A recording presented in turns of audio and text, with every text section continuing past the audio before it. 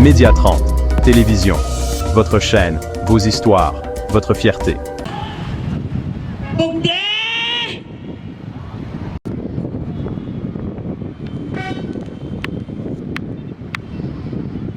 Commandant second du siège urbain Mongafula en charge de la police judiciaire, mon commissaire supérieur. Les unités du commissariat urbain sont rangées pour vous accueillir et vous rendre les honneurs à l'occasion de la parade mensuelle. À prendre place à la tribune, les commandants troupes, les commissaires supérieurs, Kiese Malonga, Joséphine. À vos ordres.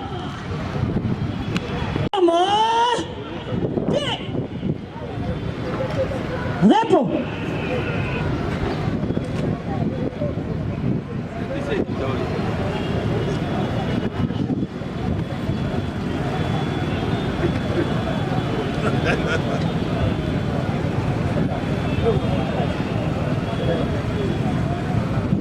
Donc, alignez-vous dans les rangs comme dans le film. Immobile. Au sein. À droite, banquet. Armé.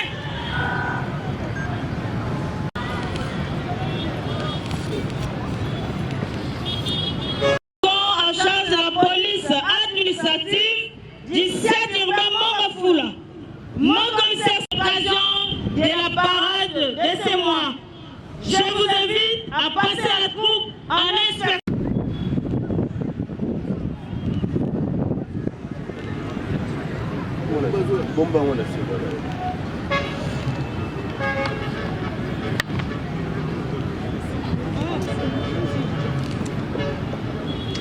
Che guarda, Bimone.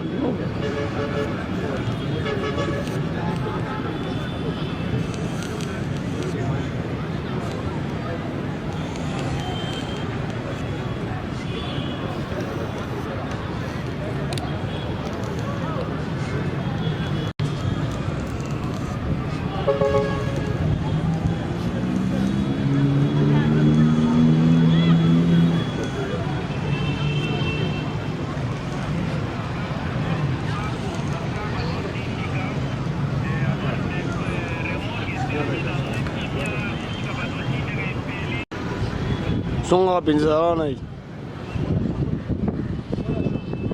Bimana chapa.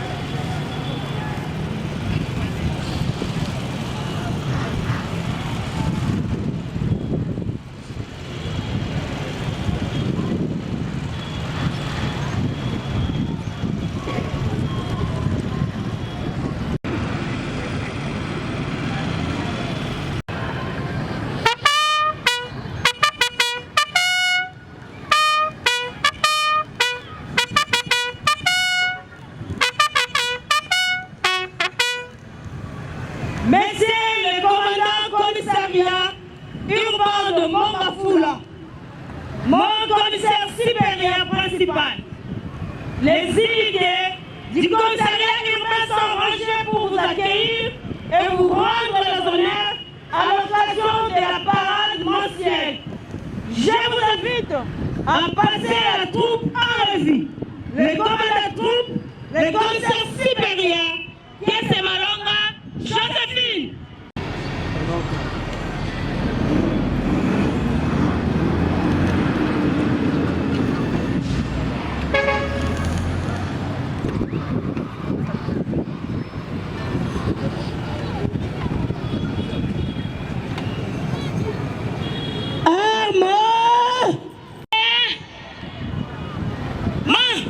Le commandant au district de Mongafula, le commissaire supérieur principal Faustin Mounene, a présidé ce jeudi 25 décembre 2025 une parade mensuelle à l'intention des agents et cadres de la police du commissariat urbain de Mongafula au terrain communal de Mongafula.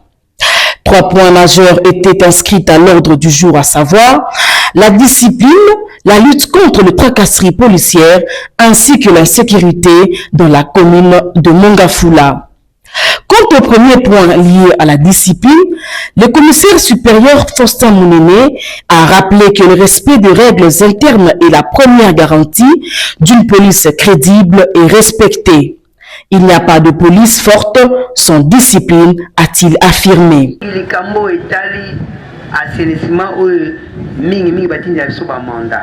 Ils ont affaibli Moussala, Pambate, tout ça, Nango, na couverture, na Mikanda, Bakonzi, Bapesa Diso.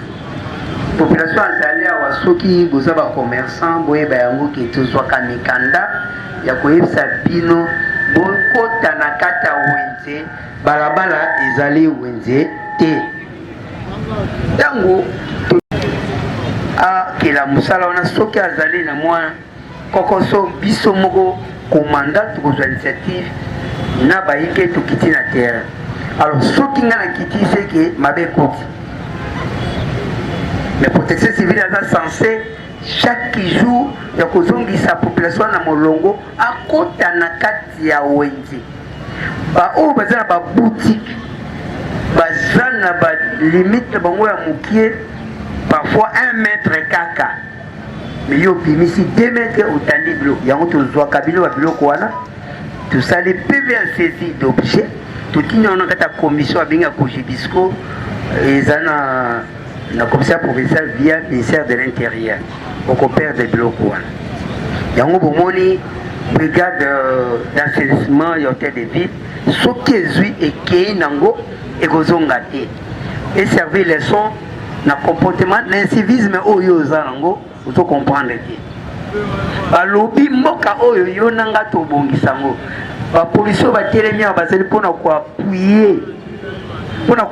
Le commandant du commissariat urbain de Mongafula s'est montré ferme face aux tracasseries policières dont se plaignent de nombreux citoyens en avertissant ces hommes des sanctions sévères seront appliquées contre tout agent pris en flagrant délit.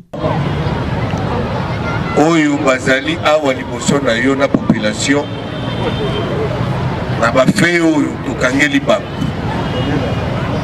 ya liboso kifuta lengos ye détenteur d'une arme à feu pour inquiéter la population.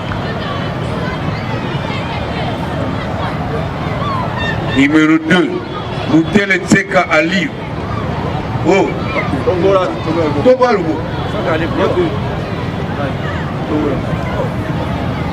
numéro 3, Moubalaki Mafumba exaucé, Azali élément à JR.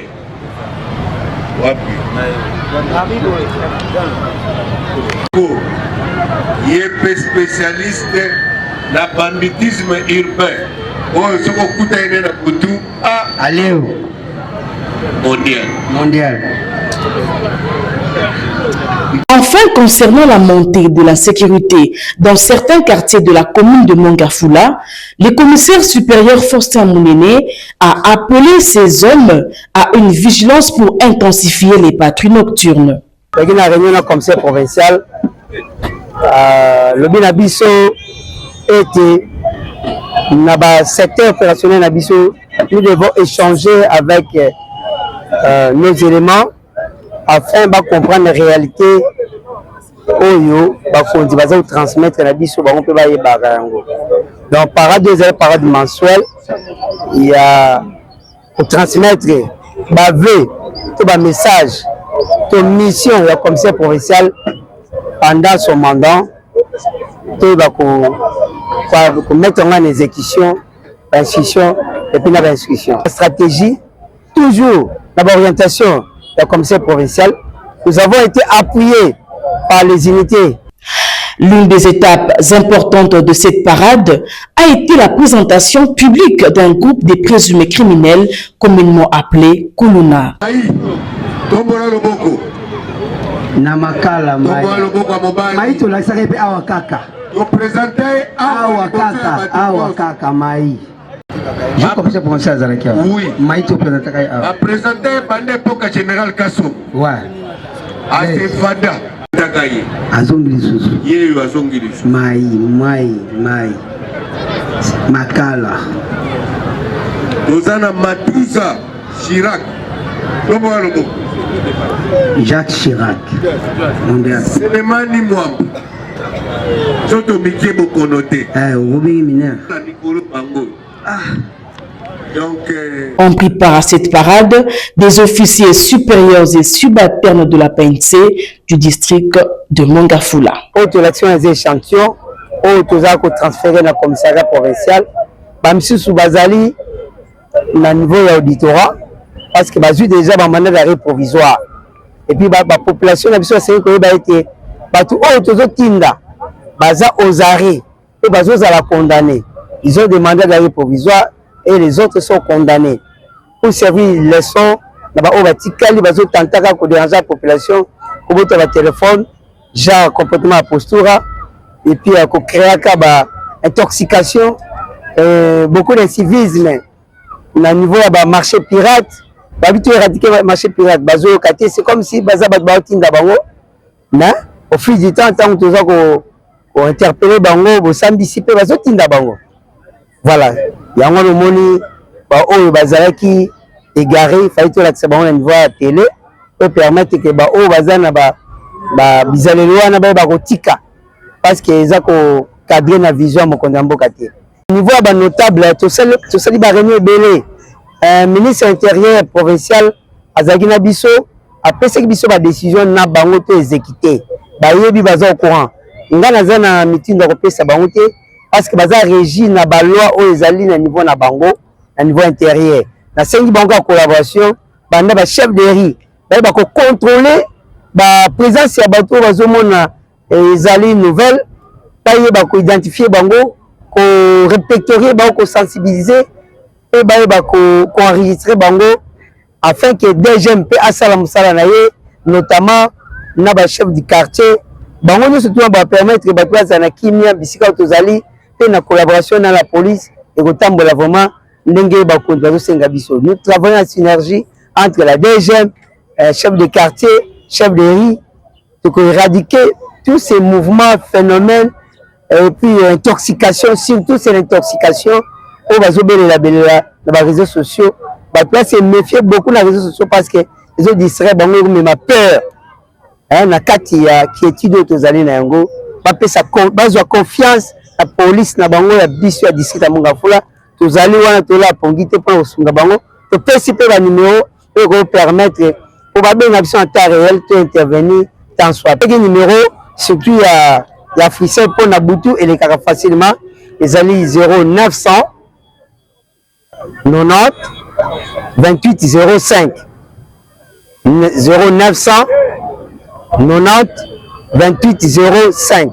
La population na biso tozali na esengo makasi ya koyoka bakonzi na biso maye bazali kopesa biso oyo tobengami awa biso banso toyoki yango etondisi biso esengo parce que tomoni ete bakonzi na biso toza na bango elongo mpona kosunga population elongo na biso moko koyokimela oyo ya biso numero 1 ya commune de Mongafula esika tovandi na molimo ya kolonel minene en tout cas tosepeli oyo apesi biso makasi ya kosala musala ya tokosala musala elongo na bango pe tosepeli na baoyo bazwami et parce que biso toujours travailler elongo na famille Motorola liso likola liso et pe tozali ba notable to ba chef de riz na ba chef de localité na kati ya Mongafula vraiment totondi na esengo parce que tomoni te tozali na soutien monene toza na sport monene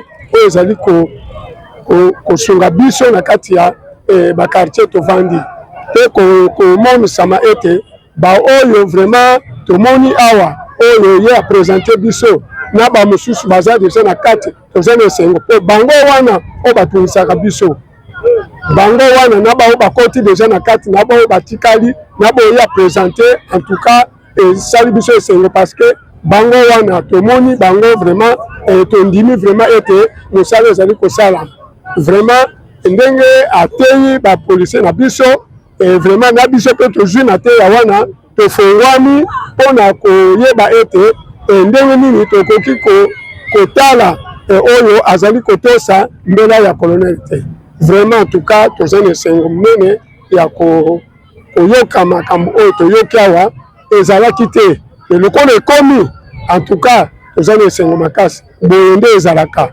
boye nde basungaka bato tozali na lisungi monene sikoyo tosimbami toza na force mpe sikoyo toza na espoir ke tokende liboso na elongo